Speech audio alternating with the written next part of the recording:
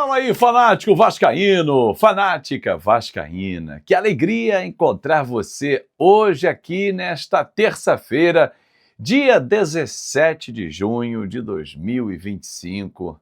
Tenha um ótimo dia, seja bem-vindo. Se inscreva no nosso canal, deixe aquele seu like, isso é super importante para que o YouTube entregue cada vez mais o fanático vascaíno para outros vascaínos. O novo diretor executivo já está no Rio de Janeiro, desembarcou ontem à noite. O português Admar Lopes chega para comandar uma pasta que já teve vários executivos nesta fase SAF. Vamos debater os desafios do Admar Lopes, falar também sobre o modelo que o Vasco implementa na sua administração e até que ponto ele pode ser vitorioso, porque afinal de contas, daqui a pouco já volta o Campeonato Brasileiro. CBF desmembrou a tabela da competição e o Vasco tem os seus desafios. Alguns jogos não estão marcados ainda e é fácil de explicar para você porque tem o Mundial de Clubes rolando. Até quando vai jogar o Botafogo?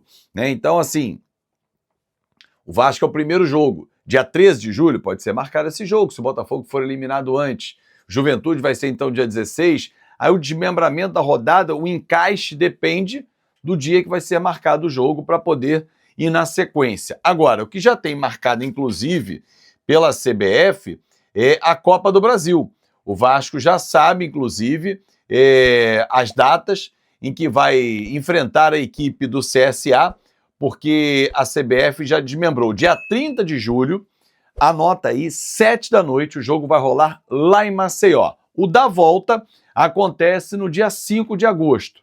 Quarta-feira lá, terça-feira aqui, o Vasco recebe a equipe do CSA, 9h30 da noite. Lembrando que não tem vantagem do empate. Ah, mas se o Vasco empatar, esquece. Não tem vantagem do empate nenhum em relação a isso. Se empatar em pontos ganhos, um venceu e o outro venceu.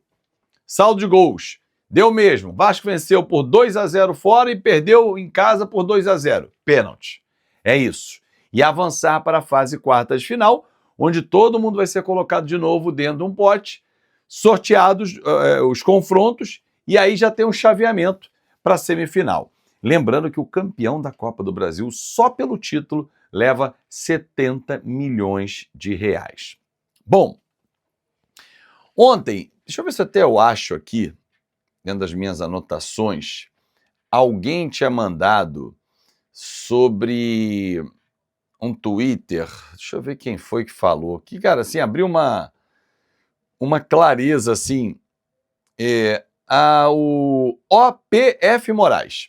OPF Moraes, no X, falou o seguinte, cara, patrocínio do Bank of America na transmissão do Mundial. Só consigo lembrar que o Vasco foi um dos primeiros clubes a ser SAF na essência. Tínhamos a faca e o queijo na mão para consolidarmos como a maior potência esportiva do Brasil. É muito soda. Não conheço o OPF Moraes, mas olha, aplausos. Porque se hoje nós discutimos o modelo de administração do Vasco, modelo SAF, que foi implementado, lá atrás tinha o Clube Empresa. Mas antes disso, inclusive, existiu o patrocínio milionário para transformar o Vasco numa potência esportiva. Certa vez, conversando com um grande amigo da imprensa, rubro-negro, e ele falou o seguinte, cara, o Vasco perdeu uma chance gigante de ser um gigante por muitos e muitos e muitos anos, para ultrapassar o Flamengo em conquistas. E aí nós temos nomes e sobrenomes. Encabeçando, Antônio Soares Calçada e Eurico Miranda, antes que as viúvas comecem a reclamar. Porque tem as viúvas políticas, não das pessoas. Os políticos. Respeitem os mortos ou a memória deles. Só estou trazendo fatos. Foi sob a administração desses dois personagens que o Vasco teve a maior capacidade financeira para poder ser uma potência. Meteu os pés pelas mãos, montou grandes times, é verdade, mas não teve longevidade no processo. O que hoje nós estamos olhando os rivais, jogando o Mundial de Clubes, era para o Vasco estar lá. O Vasco era para estar nadando de braçadas há muitos anos.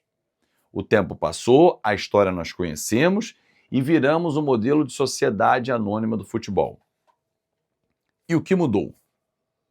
Continuamos cometendo erros, continuamos escolhendo mal quem gere o futebol, continuamos patinando e continuamos andando em círculo, ou seja, o Vasco não sai do lugar.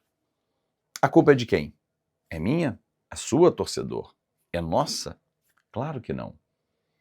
Graças a nós, torcedores, é que o Vasco continua de pé e existindo. Porque se dependesse desses políticos, nós estávamos realmente isso que você pensou. Agora, torcedor, se a gente olhar para o cenário atual e fizer um corte lá em 2023, quando a gente virou SAF, há 2 anos praticamente, porque foi em setembro de 2023 que oficialmente nós éramos SAF no papel com a 777, nós erramos muito. Erraram nas escolhas, nos personagens, nas contratações. Jogou-se muito dinheiro fora, como lá atrás com o Bank of America também. Certa vez, eu não lembro quem foi que falou isso, Bank of America faliu. Continua existindo lá.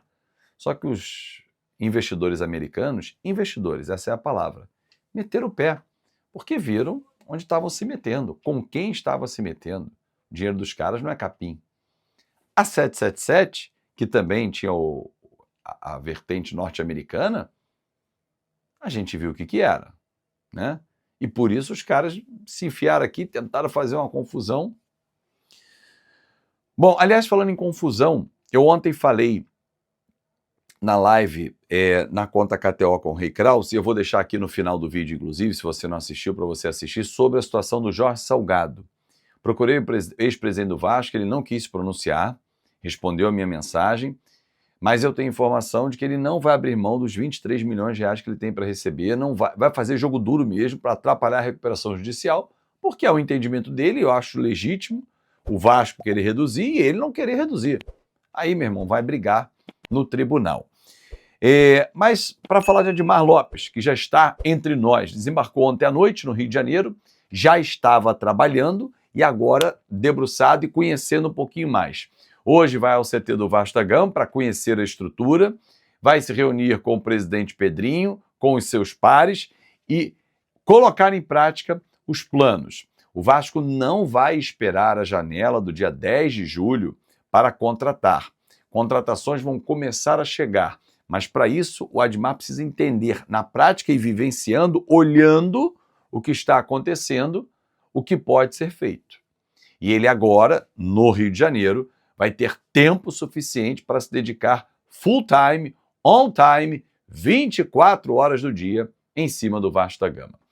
Antes de ir embora, deixa eu dar um recado para você. Primeiro, quem é membro do nosso canal hoje, vai rolar uma live às 7 da noite, só para os membros do canal. Cruz Maltino, Fanático Vascaíno e Trem Bala Novo. Então, se você é membro do canal, qualquer uma das categorias, hoje às 7 da noite é a nossa live semanal. E outra, para você que votou em mim no prêmio IBEST como influenciador do esporte, foram muitas categorias desse prêmio e o IBEST está separando por dias. Então, em blocos, eles vão anunciando os finalistas, os 20 melhores, os mais votados. E na minha categoria, dia 28 de julho, só que sai o resultado. Então, a apreensão segue, só no dia 28 de julho que a gente vai conhecer se eu estou entre os 20. Mas, cara, já ter sido lembrado para o prêmio, sair da posição 164 e no último ranking ter chegado em 23º, amigo, a gente viu, veio e venceu. Se a gente comemora mais ainda, vamos aguardar.